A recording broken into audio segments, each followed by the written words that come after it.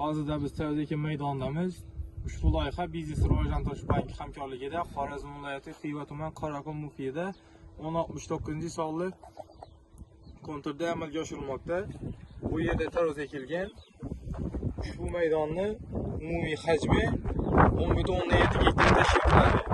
Bu yerdagi ekinlar zamonaviy usullar bilan tarbiyalashlanmoqda. Hozirda ekinlar unib chiqish va gullash holatida. Ekinlarni yetishtirish 70 kun davom etadi.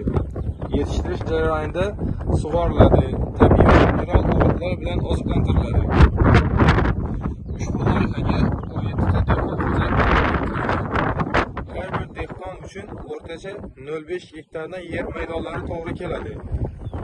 Loyihani samarali amalga oshirish uchun lider tadbirkor Qoraqum chiroyi emchizi ishlab chiqarish korporativi biriktirilgan. Ushbu loyiha bo'yicha har bir gektardan 36 tonna, jami maydondan 380 tonna hosil olish rejalashtirilgan. Mazkur ekin yig'ishtirib olingandan so'ng ikkinchi ekinga ham yuqori daromadli ekin turini ekish orqali yer egalarining daromadlarini yanada oshirib boradi.